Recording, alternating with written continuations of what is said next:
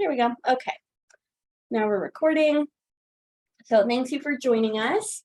I know a lot of you are probably feeling very excited and maybe a little nervous about your upcoming study abroad experience.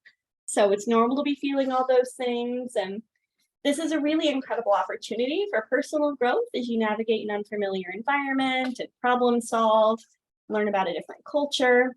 And we'll be here in the study abroad office to support you in this process before, during, and after study abroad. So if you haven't already, be sure to read the pre-departure handbook that you received by email. That's also available for you in the files section of the Teams group that you've been added to. So you'll find that handbook in the general channel of the Teams group, and you'll find program-specific information in the other channel of the Teams group that's just for your specific program. And remember that it's a good idea to have conversations now with your family and throughout this semester about your preparations for study abroad, and that you should be the one to answer any of the questions that they may have. So you're going to be the point person for your family to answer any questions or ask us if your family has questions that you're not sure how to answer. So to give you all an idea of what this process is going to look like, I'm going to give you an overview. So except for Salzburg students, most of you are participating in a program that is managed by an external study abroad provider organization or a host university that UP partners with. So most of you will have certain tasks and possible meetings to attend throughout the pre-departure process through UP and also through the partner organization or host university that manages your program. So if you're studying in London, for example, that's GEO.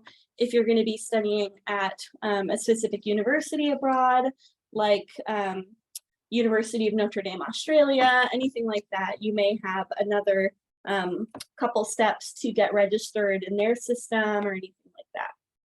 So basically just know that there may be some program specific stuff and we'll give you more information.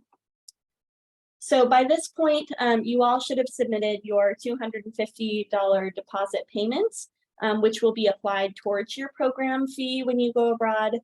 And you should have all signed by this point the acceptance information and the agreement and release form in the form section of the study abroad portal.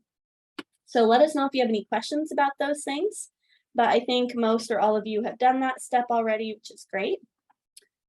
And you may already be thinking about visas, which is good. Many programs do require students to apply for a visa before departure or a residence permit upon arrival in your host country.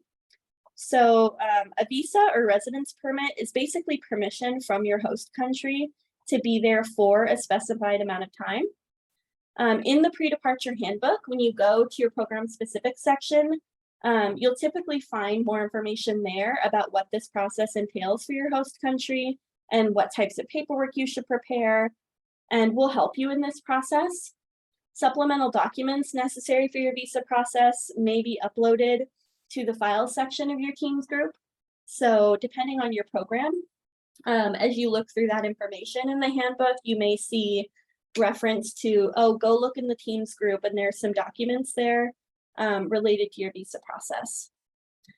So visa processes can be extensive and sometimes lengthy processes. So to make it easier for certain programs that do require students to apply for a visa, there will be a workshop organized either by UP, or you may have a Zoom meeting or something for your program with staff that are helping manage that program to talk about the specifics of what your host country requires. So it all really varies depending on the program you're going on, and we'll give you opportunities to ask questions, review information, and we'll support you throughout the process. So it's not something to be super concerned about. It just means there's paperwork to do, and some host countries might require you to apply for your visa in person. So we'll tell you more about that as well. And then another thing you can look forward to is if there are any study abroad alums available from your program that you're about to go on, we will organize Q&A sessions with past participants of the program where you can hear about their experience and ask questions. Some of you will be fortunate enough to get to talk with a student from the university that you're going to be studying at abroad, who is a current exchange student here at UP. So for those of you that have a student here from the university where you're going to be studying at, we will try to connect you when possible. And you may get to ask questions from somebody who is from your host country and studies at the university there. So more information to come on that, but that's an exciting thing that we'll have available for most programs. And then later in the semester before departure, you'll be expected to attend a workshop on preparing to live abroad. So that'll invite you to engage with the themes of host community and how to connect with the people in your host community, cultural humility, understanding colonization, and mindful travel and study abroad. So those are just some of the themes that we'll be talking about in the Preparing to Live Abroad session. And we anticipate that that will take place November 16th during International Education Week this semester. And we'll send some more details about that later on to your UP email. And we look forward to the conversations that we'll have with you about these topics. So those are the main things that you can just know to expect this semester throughout the pre-departure process. And we'll send you more information, like I mentioned. Make sure to be checking your UP email regularly throughout this semester and while you're abroad, since that's where we'll send you information, details, and all of that.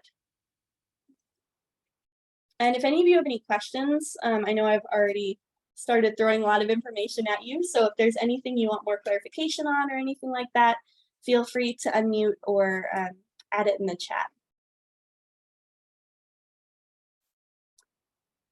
And then I'll go over briefly some of the tasks that you will complete in the Study Abroad portal. So another thing that you should do in the Study Abroad portal is before you go to the form section in the student info tab of the Study Abroad portal, be sure to add your emergency contact information so that we have that just in case. So make sure to add your emergency contact info there. And then if you're applying for a visa for your host country, there will be a place to indicate once you've received your visa as a way to let us know that you've gotten your visa. And then you will also be submitting your flight itinerary information in the Study Abroad portal once you have purchased your plane tickets. So it's important that you wait to purchase plane tickets until you've received any program-specific arrival information. So you need to make sure before you buy any plane tickets that you know exactly when and how you need to arrive. And then depending on your program, you may be prompted to complete a health form by UP or your program provider.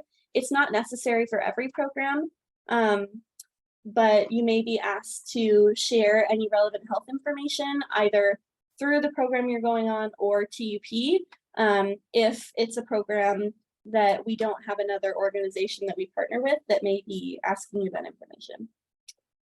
So you can let us know if you have any questions about that as well.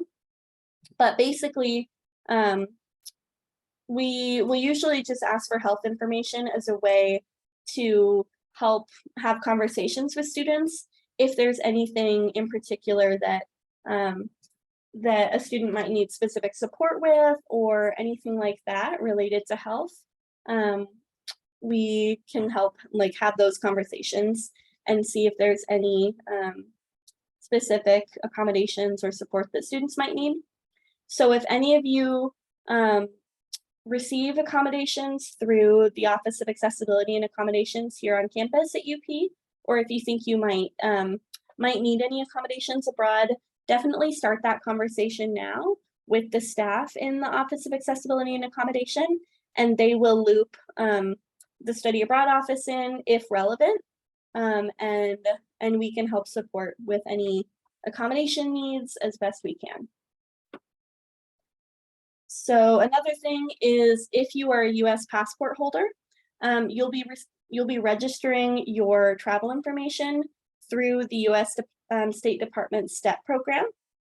So this is a way for the US State Department to support US passport holders in the case of emergency, so they can help you if needed, and it also gets you signed up to receive any safety-related travel alert emails related to your program location. And if you're not a US passport holder, you can let us know and we can mark this requirement as complete for you. And there's a different link you can use to sign up for travel alerts. And someone asked about when's the latest the health form can be turned in. That's a great question. I believe we have the deadline set for November 1st. I believe so. And I think we mainly ask students going to Salzburg for the most part, since students on other programs may have other, maybe asked for that information in another place, like through the organization that's helping run your program. So like if you're going to Rome or London or something like that, the people that we partner with, they might have that kind of form for you to do, and they would have a different deadline potentially. That's a good question. Yeah. So I'll move on to the next part too, unless there's any other questions about that. So down to passport scan submission, you will also be uploading the scan of the first page of your passport. So that's the page that has your photo and your personal information. And if you have more than one passport, please let us know and upload the scans of both passports if that's applicable to you. And also, once you arrive abroad, you will need to submit the phone number that you plan to use on site. So depending on your preference, you might be using your same US number with an international plan, or you might be getting a local phone number once you arrive by getting a SIM card, for example, at a local phone store when you get to your host country. So it really depends on what each student wants to do. But we do need to know what number you're using so that we can get in touch with you just in case of emergency. Okay, so a few other pre-departure steps that you can plan to take that are not in the study abroad portal. So you'll need to make sure that you're part of the study abroad teams group if you're not already. And you can let us know if you're not in that teams group and we can make sure you're added correctly. So you'll be added to a subgroup within the teams group for students specifically in your program. So you'll be able to ask questions there, get to know one another, help each other out, and plan ahead. So you're welcome to use that space. There's a post section. You're welcome to have conversations with one another and use that however you'd like to. So we'll also share announcements, resources in the file section, and documents from our office that you may need. So remember to turn on notifications for that teams group and keep tabs on the group and your UP email, since there'll be some helpful information that we'll share there. So all of you have, of course, already submitted your study abroad application through UP and obviously preparing to go this spring. So with the exception of Salzburg students, you will need to apply through the organization or host university that manages your program as well, and go through their admissions process as well. So some of you may have already done this. And for those of you that are studying at a university abroad, so like the university in Australia, for example, or Sophia University in Tokyo, or Kookmin University in South Korea, for those programs, you haven't had a chance to apply yet, which is totally fine, because that process usually happens a little later. So I'll share information with you if I haven't already about how to do that, since sometimes that process happens a little later. So let me know if you have any questions about that. But basically each student will go through an application process to give information to the organization or host university that you'll be studying with. So that could be an online application, like through John Cabot University in Rome, or through GEO London, that kind of thing. Or it may involve like getting some application materials together and emailing them to the coordinator at your host university. It just kind of depends. So that's why we'll share any program-specific information about that. Yeah, so let me know if any questions you have about applying for your program through the organization or host university that you'll be studying with. And then the next thing is you will need a passport, as I'm sure all or most of you know. So if you don't already have a passport that will be valid for at least 6 months after your program ends, let us know. And so you will need to make sure you have a valid passport, of course, in order to travel. So depending on like if your passport is about to expire, not too long after you're supposed to get home from study abroad, come talk with us, because in some cases you may need your passport to be valid for at least 6 months after your program is supposed to end. So let us know if you have any concerns about that. And if you don't already have a passport, definitely apply now. And let us know what your timing looks like of when you anticipate your passport may be given back to you. And we do have a deadline of when we want a scan of your passport information in the study abroad portal. Excuse me.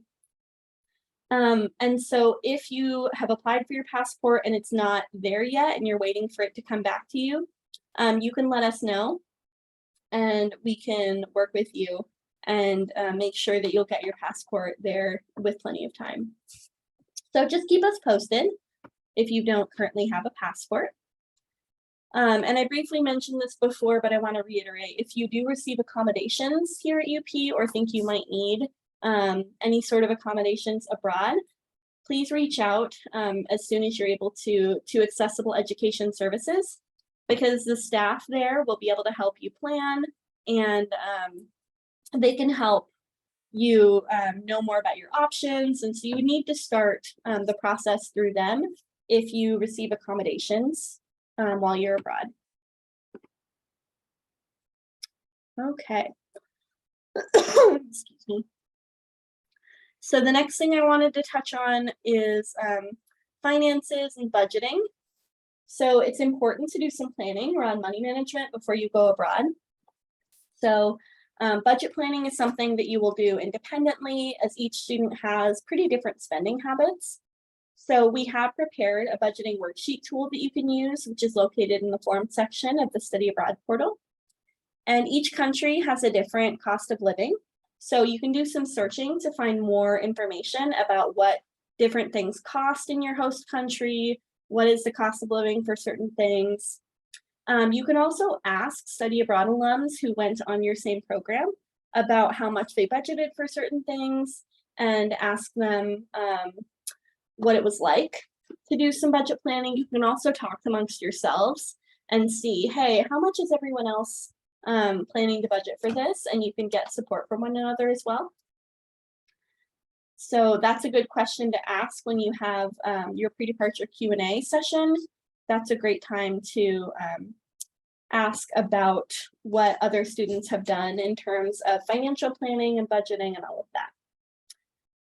And regarding the use of a debit or credit card abroad, make sure that you know what your specific bank's travel policies are.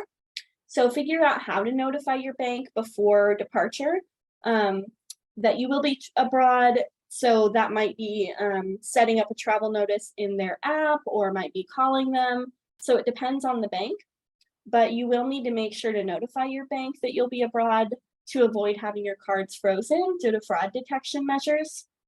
So I also recommend going to a bank before departure to get some cash in the local currency of your host country. That way, when you get there, if there's any unexpected issues with your credit or debit cards, then you have some cash for transportation, food, anything like that, while you figure out what's going on. So it is helpful if you have some cash with you in the currency of your host country when you arrive. So a lot of students may be using their debit card to take cash out periodically from an ATM. So you can definitely use an ATM while you're abroad to get cash, and you can figure out what international fees your bank charges to get money from an ATM, and see how you want to minimize those fees. Like, for example, students might take out a larger amount of cash a little bit less frequently while abroad, and keep most of their cash in a secure place in your room. in your housing and then only bring with you what you might need on any given day. So ATMs are widely available in most large cities, and cards are typically accepted in a lot of different places in larger cities, but cash might be necessary in smaller towns. So it depends on your host country and what the norms are there. But that's something that you can start researching and thinking about. And like I said, anything you have questions on that I'm talking about, just let me know. So packing is something that you all don't need to think about until later on, but I'll give you some information now so you can start thinking about it. Figure out how you'll be using electronics abroad in terms of voltage. So for most laptops and phone chargers, you may just need an adapter to pack with you that allows you to plug your device into the type of socket that your host country uses. But for some devices, you might need a converter, which changes the voltage or flow of electricity to match the voltage of your host country. So it is recommended that you may want to leave electronic hair appliances like a hairdryer or straightener or something like that at home and purchase a new one abroad, since there can be voltage issues that can make the appliance stop working. So that can just make it easier for you if you plan not to pack something like that. International travel today means that you should bring your CDC vaccination card as well. So make sure to pack that along with other important documents. So like copies of your passport, if you have a visa, like a copy of your visa, anything like that, it's helpful to have. It's also a good idea to have a scanned copy of your passport and your CDC card on your phone. So just in case you need it, it's helpful to have that as well on your phone. That might be a little bit easier to find. Also, be cautious not to overpack, since you will probably be able to find a lot of the same things you need abroad if you did forget anything. And it can be pretty challenging if you have more than one suitcase. So I recommend, personally, I recommend have only one checked suitcase, one carry-on backpack, and another smaller item like a purse or a bag that's easy to carry. So check and see what the luggage weight limits are with your airline that you end up choosing. 50 pounds is usually typical, so you want to make sure that your checked suitcase is within that limit. It's also a really good idea to have a bag or a backpack for everyday use, like going to and from class, and having a bag that's somewhat secure, like maybe that has a zipper pocket instead of just open, that kind of thing. So it's also a good idea to have a bag or a backpack that's easy to carry, but large enough to carry what you would need for a few days. So like if you end up going on an excursion with your program, or if you go visit a different city in your host country during your free time, for example, then you would want to make sure to have a bag that can fit a couple changes of clothes and what you would need there. So like a weekend bag kind of thing. It's a good idea to plan for that. And don't forget to have a reusable water bottle with you as well. That makes your life easy. Also, students tend to do much more walking while abroad than they do in the US, since a lot of cities are pretty walkable for the most part. So bring comfortable, well-made shoes that you can walk a long distance in. So prioritize shoes that are good for walking. And you'll find a lot more detailed packing information in the pre-departure handbook that you received. So there's more information there that you can reference as well. And then in terms of flights and arrival, I know some of you may already be thinking about this. So you will be booking airfare independently.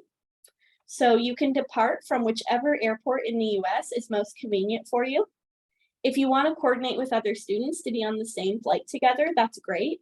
And you can start a conversation and plan with one another in your program-specific channel in the Teams group using the post section. And if you have a parent or family member who will be paying for the cost of your airfare, you should be the one to have a conversation with them about your plans. And you should be the one to take initiative researching flights, and booking airfare with their support. And if you've never booked plane tickets before, it's a great time to learn and take initiative, and have you be the one to do that. So it's a good learning opportunity if that's something that's new for you. And before booking airfare, I wanted to reiterate, make sure you know exactly what program dates you're gonna have. So it's okay if you don't already have that yet, because sometimes that might not be confirmed until a little later this semester. So that's totally fine if you don't have your exact program dates yet. Don't worry about that. You will get that information if you don't already. So for some programs, you may have specific arrival information, like some programs may have a specific date and time window that you should arrive in. So you should plan accordingly depending on whatever the case is for your specific program. And for most of you, you'll be making your way from the airport into your host city independently. So you can plan on most likely using public transit or taxis to get to where you're supposed to go for your arrival. So for most programs, you'll receive details this semester about how and where to go once you land in your host country. And for most programs, it's okay to arrive a couple days early or stay a couple days late after your program ends, or even a little longer.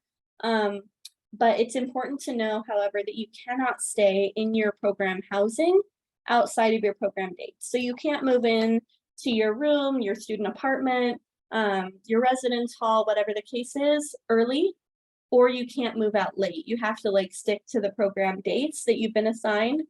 So if you do choose to come early, spend extra time abroad, or stay late after your program ends, you would need to make sure that you have your own lodging. So with the hotel, hostel, or Airbnb, and you would be fully independent and responsible for planning this if you do decide to come early or stay late. And you would want to make sure that you're not overstaying your visa. So that's usually not a problem, but for some host countries, they might be a little more strict on when you're planning to be there. So it's a good idea to double check before you go and make sure that there's no concerns if you're planning on spending extra time abroad before or after your program dates.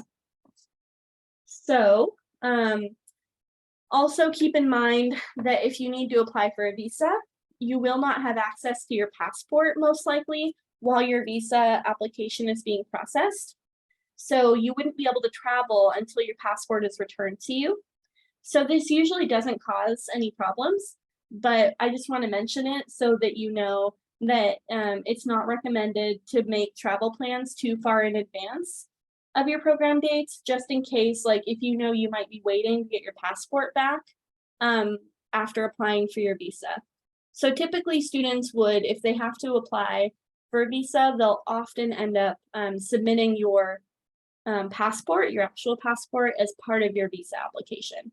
So that might mean you might have, your visa might look like a sticker that they put in your passport, for example.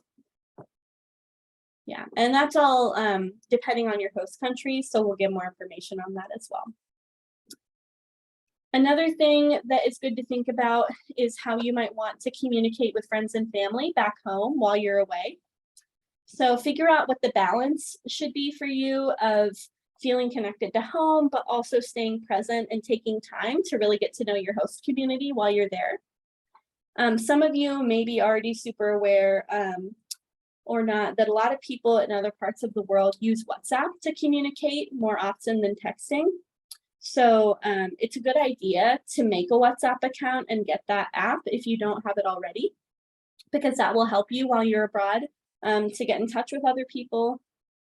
And students are required to have cell phone access while abroad for safety and emergency purposes. So it's important to budget phone access into your financial planning and figure out which type of phone coverage is the best option for you. So for example, looking at different phone coverage options, a lot of students choose to get a SIM card with a local phone provider once you get to your host country. This does require some research, but can be a great option. Students that choose this option would usually go to a store So like Vodafone, for example, Orange, those are some phone providers that you may find in your host country. And you could do even just a quick Google search to figure out what is the most common phone provider in this country, what are some options. So you may end up getting like a month-to-month prepaid plan, for example, which would involve paying a flat monthly fee.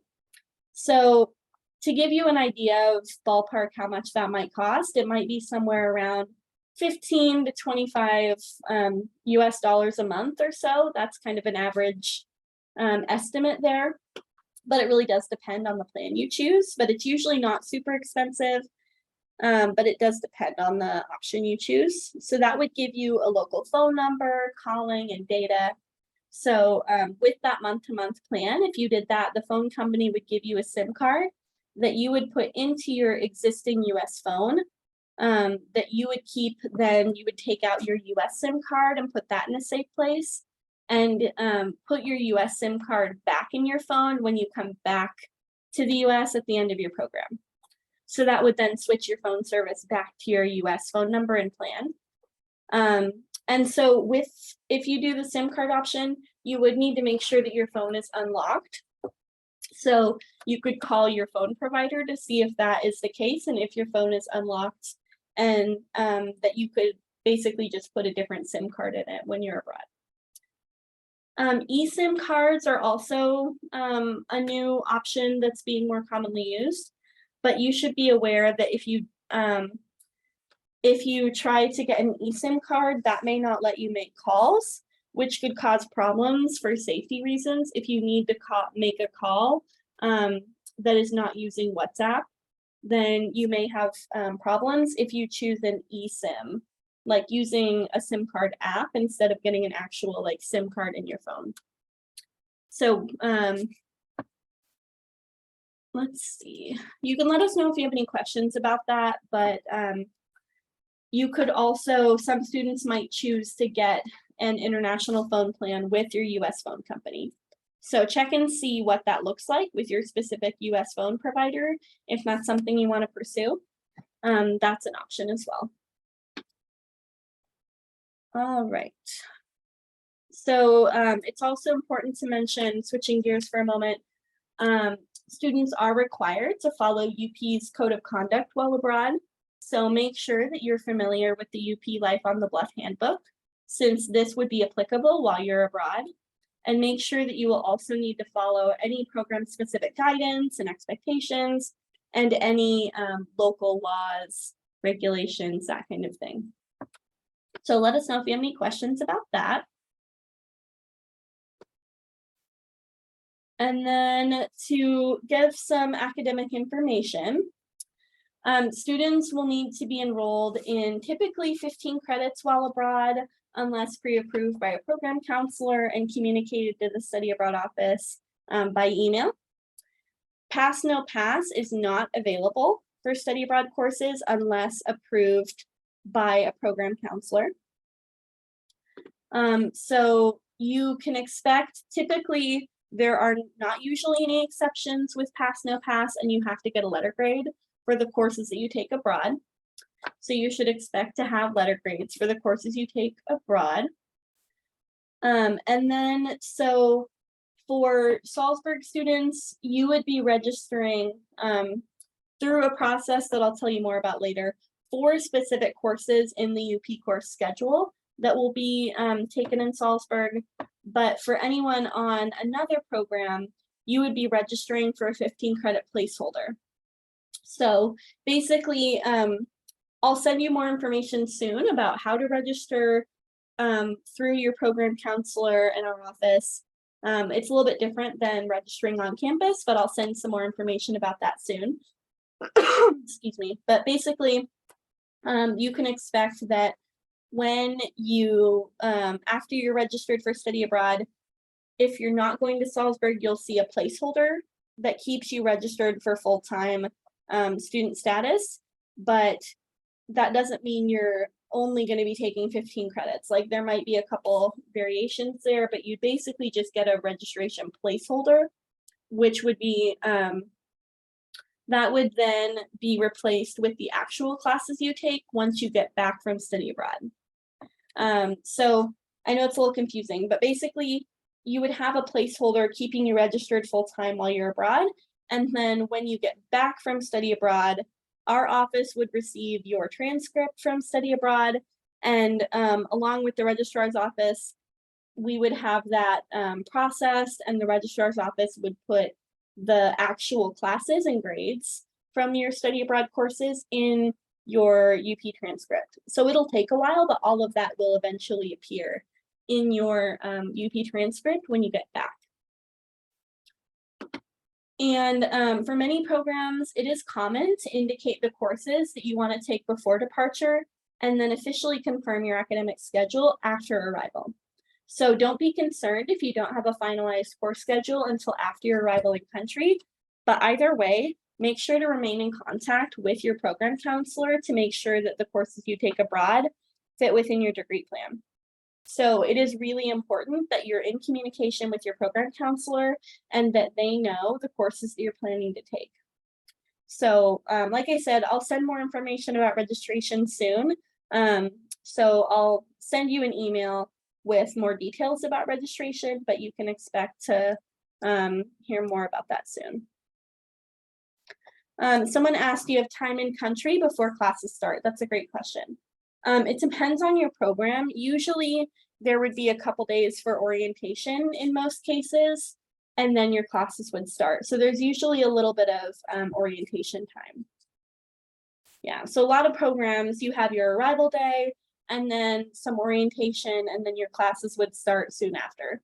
So it depends. It might be like a couple days of orientation and then your classes start, but it does depend on how the specific program works.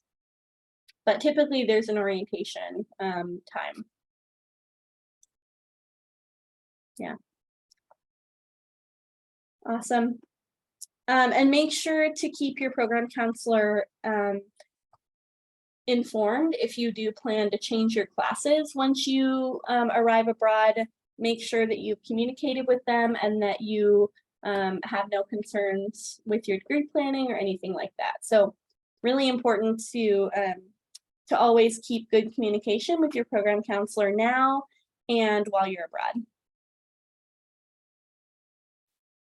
And then I'll send more information by email soon with registration processes so that you can kind of absorb it in written form.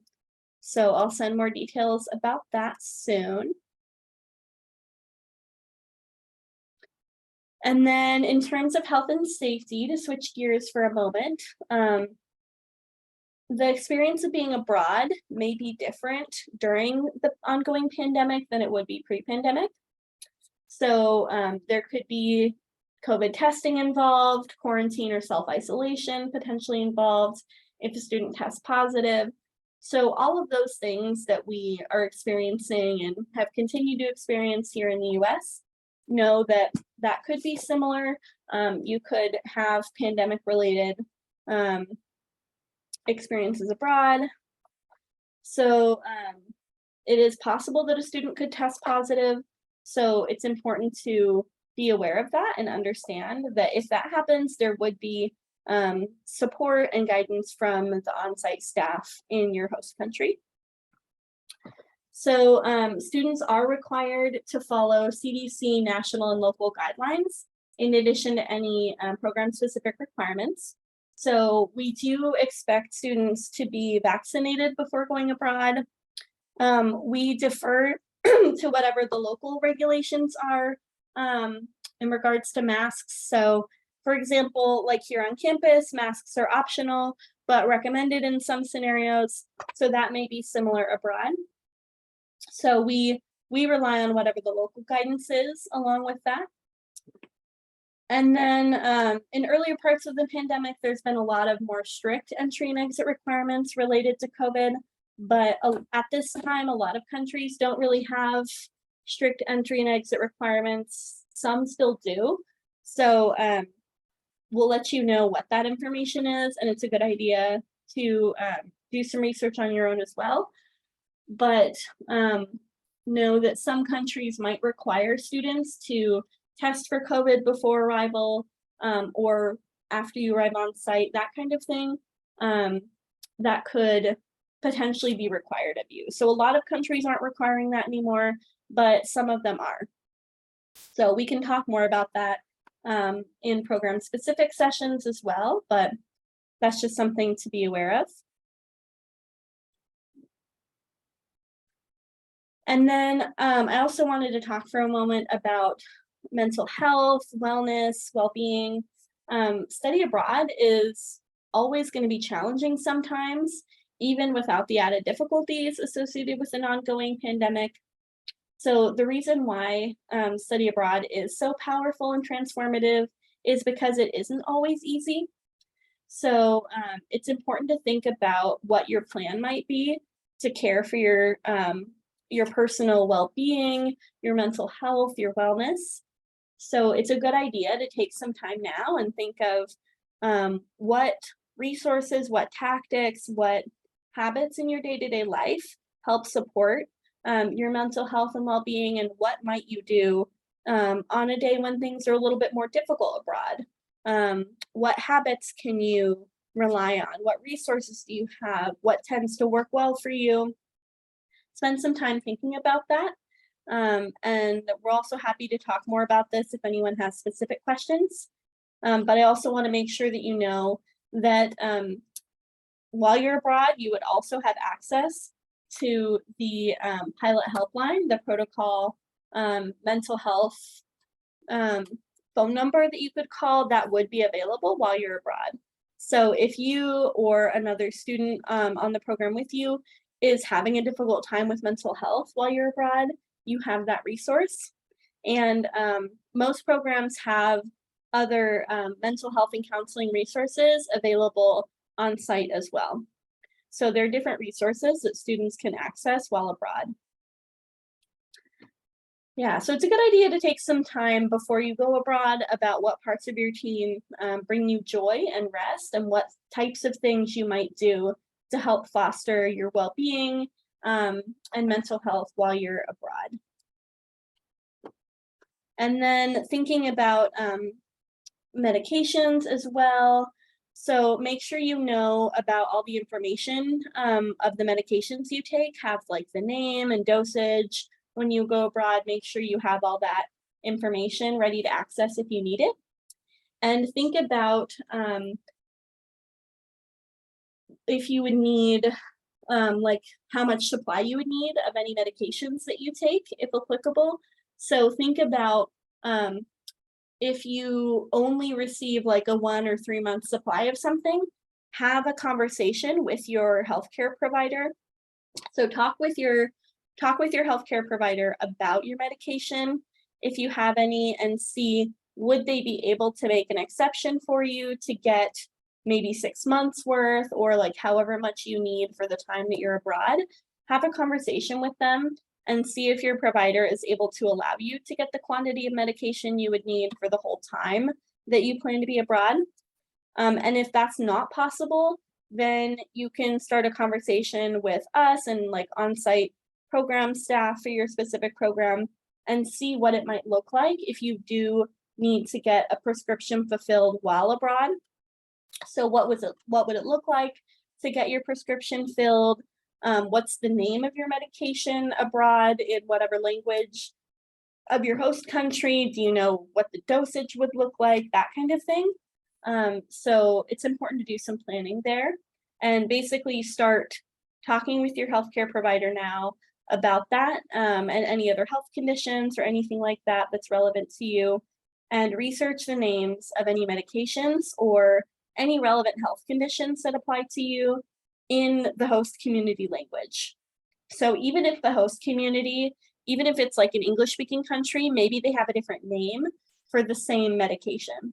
So like the name for like Tylenol or Advil, for example, is not going to be the same even in an English speaking country abroad. So with anything like that, it's a good idea to do a little bit of research and just see what different things are called. And let us know if you have any questions about that as well.